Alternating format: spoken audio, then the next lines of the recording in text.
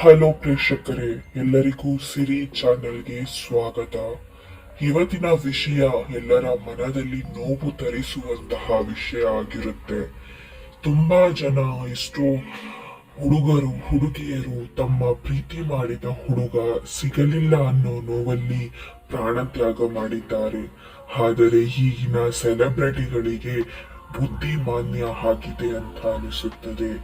ಯಾಕೆಂದರೆ ಇಷ್ಟಪಟ್ಟು ಪಟ್ಟು ಪ್ರೀತಿ ಮಾಡಿ ಒಪ್ಪಿಸಿ ಮದುವೆ ಆದ ನಂತರ 2 ವರ್ಷ 3 ವರ್ಷಕ್ಕೆ ತಮ್ಮ ದಾಂಪತ್ಯ ಜೀವನ ಬೇಸರಗೊಂಡಿದೆ.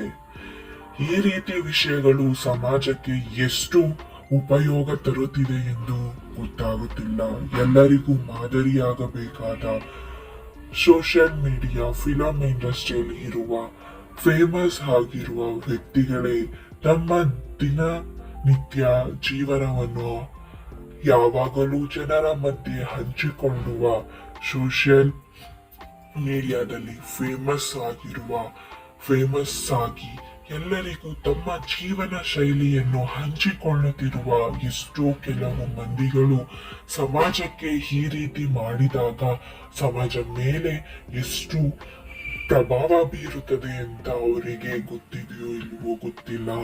ಆದರೆ ಈ ರೀತಿ ಮಾಡಿಕೊಂಡರೆ ಎಷ್ಟೋ ಜನರಿಗೆ ಮಾದರಿಯಾಗಬೇಕಾದವರು ಅವರ ಕೆಣ್ಗಣ್ಣಿಗೆ ಗುರಿಯಾಗಬೇಕಾಗುತ್ತದೆ. ಇವರ ಈ ನಡವಳಿಕೆ ಅವರಿಗೆ ಇಷ್ಟ ಬಂದಂತೆ ಬದುಕುವ ಅವರ ಹಕ್ಕು ಇದೆ. ಆದರೆ ಸಣ್ಣ ಸಣ್ಣ ವಿಷಯಗಳಿಗೆ ಜಗಳವಾಡಿ ದೂರವಾದರೆ ಮುಂದಿನ ಜೀವನ ತುಂಬಾ ಕಷ್ಟಕರವಾಗಿರುತ್ತದೆ. ಹೀಗಾಗಿ ಈ ಎಲ್ಲ ವಿಷಯಗಳು ಅವರಿಗೆ ತಿಳಿದು ಮತ್ತೆ ಎಲ್ಲರೂ ಒಂದಾಗಿ ಹಿಂದಿನ ತರ ಎಲ್ಲರೂ ಚೆನ್ನಾಗಿ ವಿಡಿಯೋವನ್ನ ಮಾಡಿದರೆ ಖುಷಿಯಿಂದ ಪ್ರೇಕ್ಷಕರು ನೋಡುತ್ತಾರೆ.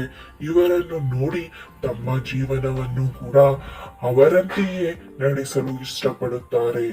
ಆದರೆ ಇವಾಗೆಲ್ಲ ಹೇಳುವ ಹಾಗೆ first day meeting, next day dating, next day breakup ಅನ್ನು ಹಾಗೆ ಲೈಫ್ ಮಾಡಿಕೊಂಡರೆ ಇವಾಗಿನ ಯೂತ್ಗೆ ಇವರು ಏನು ಮಾದರಿಯಾಗುತ್ತಾರೆ. ಆದರೂ ಅವರ ಪರ್ಸನಲ್ ವಿಷಯದ ಬಗ್ಗೆ ಮಾತನಾಡುವ ಅರ್ಹತೆ ನಮಗೆ ಇಲ್ಲ.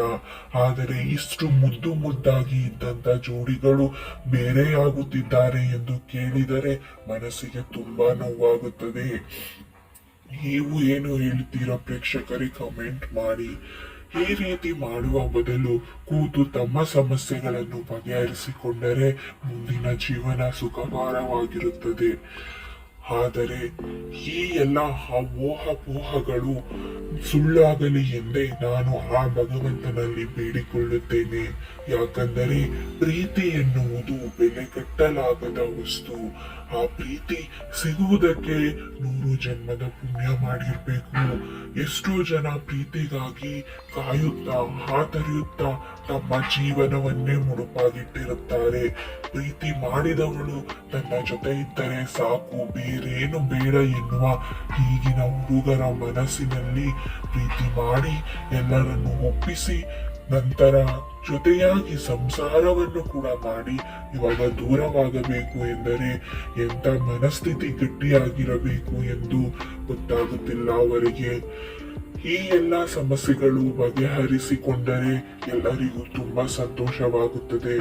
ಇಷ್ಟು ಮುದ್ದಾಗಿ ಇದ್ದಂತ ದಂಪತಿಗಳು ಹೀಗೆ ಸಡನ್ ಆಗಿ ಬ್ರೇಕಪ್ ಮಾಡಿಕೊಳ್ಳುತ್ತಿರುವ, ಡೈವರ್ಸ್ ತೆಗೆದುಕೊಳ್ಳುತ್ತಿರುವ ವಿಷಯ ಕೇಳಿದರೆ ತುಂಬಾ ಮನಸ್ಸಿಗೆ ನೋವಾಗುತ್ತದೆ. ವೀಕ್ಷಕರೇ, ಇವರ ಈ ಹುಚ್ಚಾಟ ಅನ್ನಬೇಕೋ ಇಲ್ಲ ಏನು ಹೇಳಬೇಕು ಗೊತ್ತಾಗುತ್ತಿಲ್ಲ. ಆದರೆ ಈ ಸಣ್ಣ ಪುಟ್ಟ ವಿಷಯಗಳಿಗೆಲ್ಲ ಡೈವರ್ಸ್ ತೆಗೆದುಕೊಂಡು ಹೋದರೆ ಮದುವೆ ಎಂಬ ಪದಕ್ಕೆ ಅರ್ಥವೇನಿದೆ ಹೇಳಿ ಪ್ರೇಕ್ಷಕರೇ? ಕಮೆಂಟ್ ಮಾಡಿ. ನಿಮ್ಮ ಪ್ರಕಾರ ಮದುವೆ ಎಂದರೆ ಏನು ಎಂದು? ಮದುವೆ ಎಂದರೆ ಇಷ್ಟಪಟ್ಟು ಪ್ರೀತಿ ಮಾಡಿದವರು ಮದುವೆ ಆಗಲು ಅದೃಷ್ಟ ಬೇಕು. ಅದು ಅಲ್ಲದೆ ಮದುವೆಯಾದ ನಂತರ ತನ್ನ ಎಲ್ಲ ಆಶೆ ಆಕಾಂಕ್ಷೆಗಳನ್ನ ಬಿಟ್ಟು ತನ್ನವರಿಗಾಗಿ, ತನ್ನವರ ಮನೆಯವರಿಗಾಗಿ ತನ್ನೆಲ್ಲ ಆಸೆಗಳನ್ನು ತ್ಯಾಗ ಮಾಡಿ ಬದುಕುತ್ತಾಳೆ.